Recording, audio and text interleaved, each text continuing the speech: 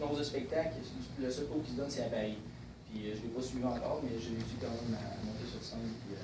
Puis, monter sur scène, parce que oui, il y aura un spectacle le 5 juin prochain à la Polente, on va revenir là-dessus tantôt, mais c'est pas ton premier spectacle, t'en as fait d'autres. Non, j'en ai fait d'autres, ouais.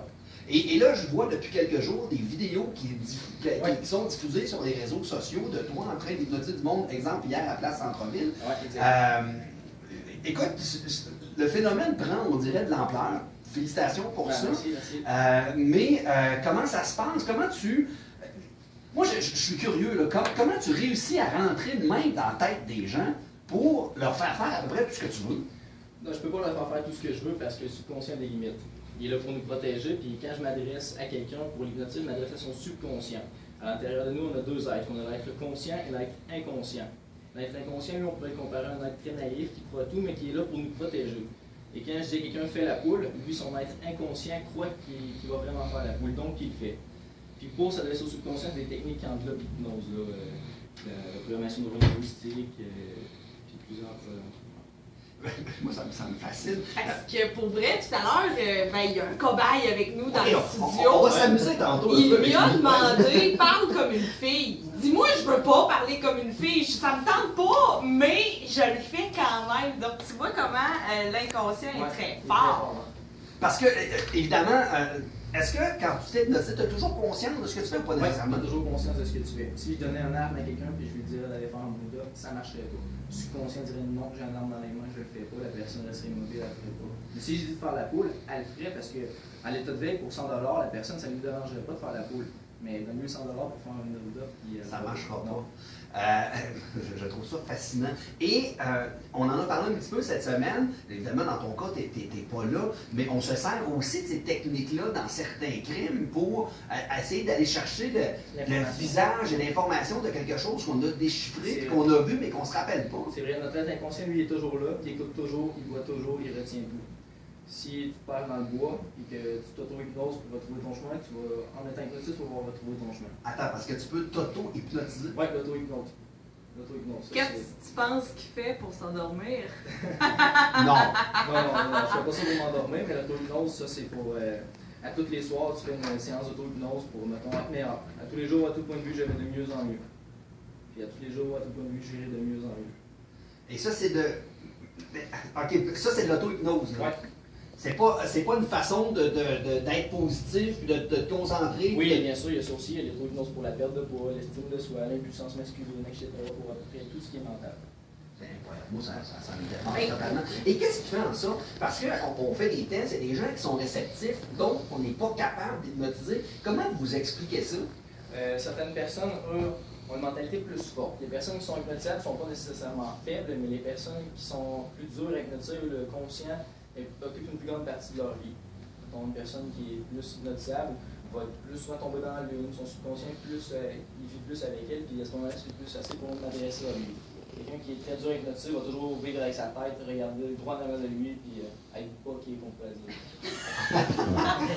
Boqué, ça y est! Et j'imagine aussi que le fait de dire, moi je crois pas à ça, je veux rien savoir, ça marche pas sur moi, ça marche rien. La volonté change quelque chose, mais la croyance change rien. Mon ami que j'ai hypnotisé tantôt ne croyait pas du tout à ça. Il ne croyait pas du tout, dur comme fer, il ne croyait pas à ça. Et cet ami-là, ton nom c'est? Pascal. Pascal, forcé d'admettre que tu y crois maintenant? Je suis pas mal obligé. Parce que la première fois que Edouard t'a hypnotisé, Edouard le disait, et lui et toi, tu croyais pas à ça du tout. Tu vois, c'est des gens qui sont payés de monter sa scène, là, ça n'existe pas l'hypnose. Jusqu'à ce qu'il te fasse et que tu te rendes compte de ce que tu faisais, mais que tu le contrôlais pas. On dirait que tu peux pas contrôler ce qui te fait faire. Par contre, comme il dit, le subconscient a ses limites, mais tu sais, exemple, je sais pas, moi il me dit, comme il dit, fais la poule. C'est bien valable, il faut que je fasse la poule. On t'a vu t'endormir rapidement tantôt aussi. Hey, ça fait du bien.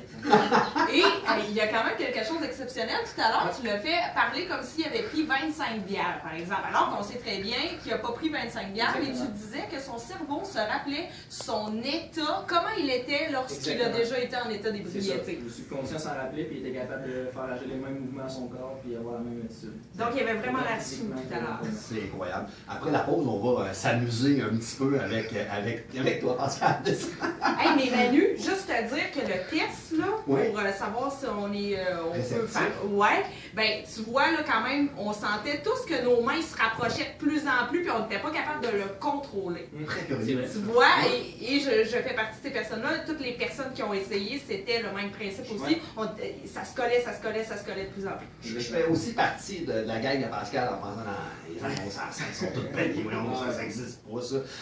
Juste revenir rapidement sur ta carrière, Édouard. On l'a dit tantôt, il y a un spectacle à Polyvalente de Saint-Georges le 5 juin. Les billets sont en vente évidemment pour aller voir. Les prochaines étapes pour toi, est-ce que tu veux une carrière dans ça? Oui, bien sûr.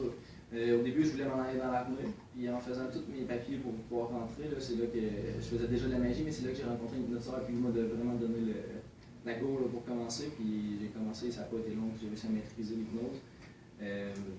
C'est vraiment... Est-ce que, mais je sais pas, est-ce que tu regardes Mesmer en te disant, écoute, moi j'aimerais ça être le prochain? Est-ce que c'est ça l'objectif? Bien sûr, c'est ça mon objectif. Ouais, Tu l'as rencontré? Je n'ai jamais rencontré Mesmer, je n'ai jamais rencontré Hervé Barbereau, un autre hypnotiseur très populaire, je n'ai jamais rencontré ces messieurs-là. Faudrait que tu les rencontres. Ben, c'est sûr qu'un autre point de vue, si je les rencontre pas, je peux pas faire de plagiat. Il mieux pas les voir puis le faire à ma façon. Ouais, je comprends le point. Tu parlais tantôt de magie.